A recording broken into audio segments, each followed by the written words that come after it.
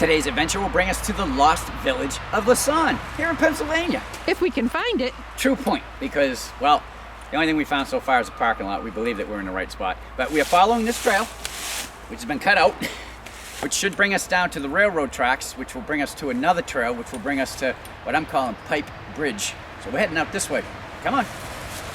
We believe we came in from a different way from the instructions, but we're down at the railroad tracks, and we believe that we found the next trail that we're looking for.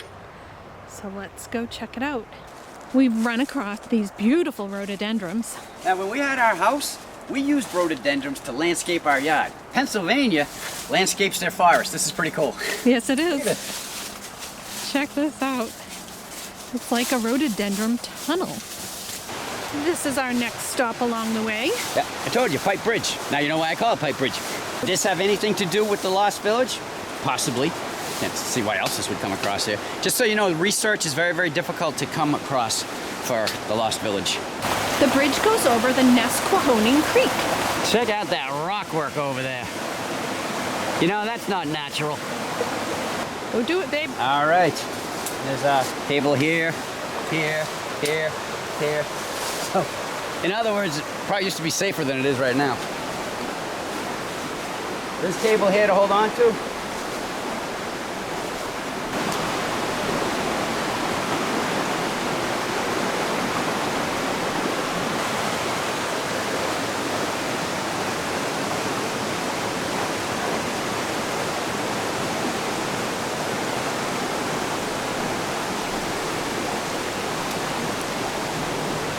You guys are lucky. Cheryl's not happy carrying the camera, I can tell you.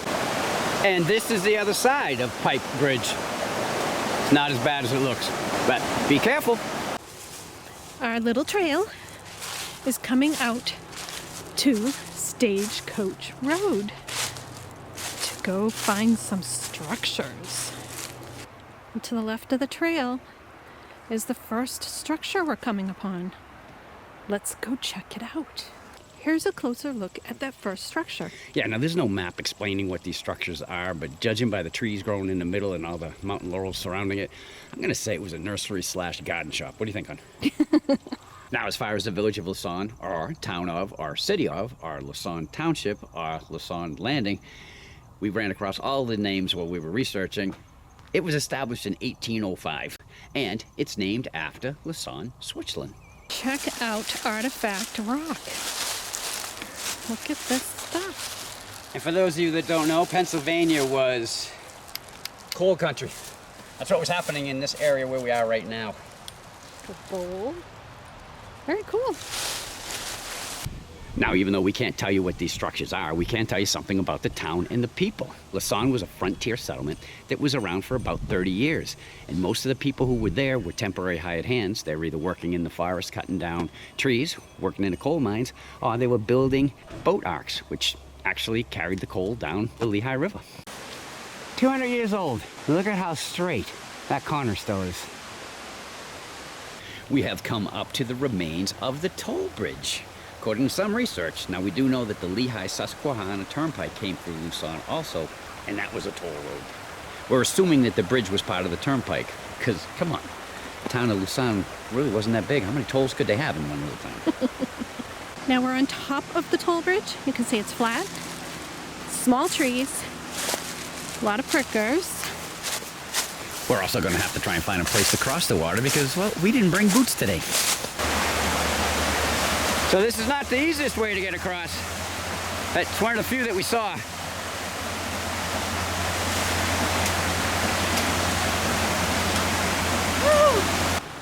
That's where we were, and we successfully made it across the water to this side. Check out the stonework on the side of this bridge. Yeah, that's amazing. I am always impressed when we come to places that are hundreds of years old and parts of it are still standing, just like the day that they were built. That's just a sign of some quality work there. It is so cool.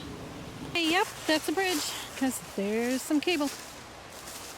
Now, after you get through that water crossing, it goes up.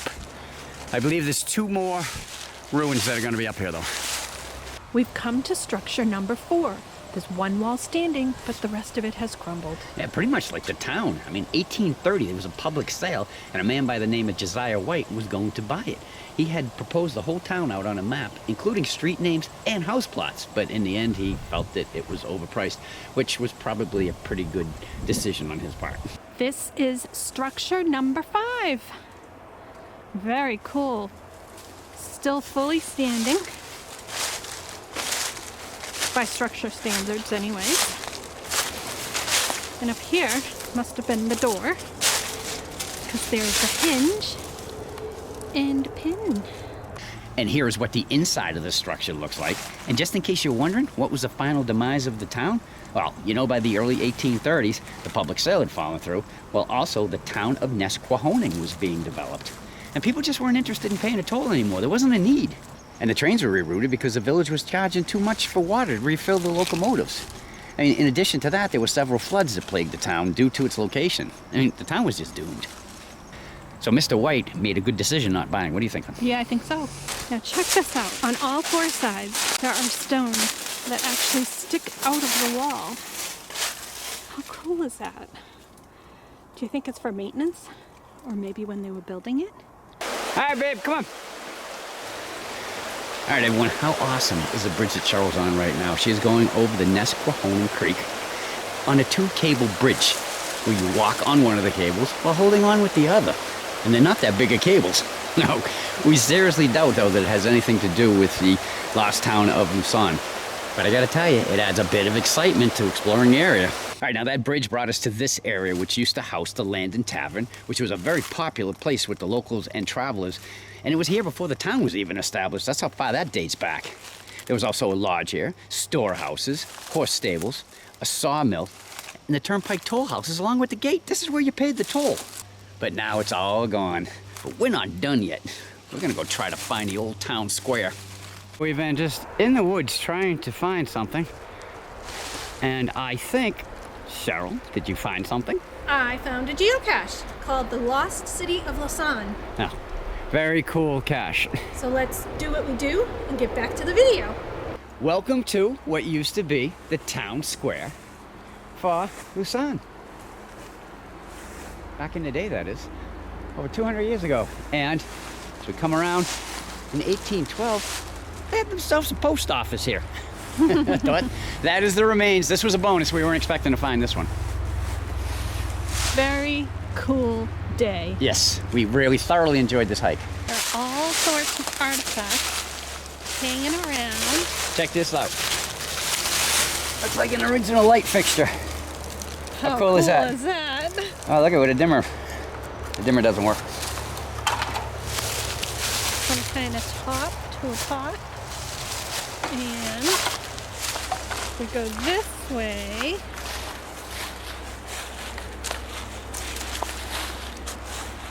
There is an old bottle. So this is the interior of the post office. That's the front room. And this is the back room. Seeing how I retired from the post office after 30 years, we thought it would be fitting to do the ending here. So if you like what you saw, we'd appreciate that thumbs as always. You want to follow along with everything we do here on the Wheel Mud Fun channel? Just click that right down there and you're in. If you have any questions or comments, you can put them right down below, or you could just say hi. Because you know we'll say hi back, we always do. Till our next adventure, the end. The end.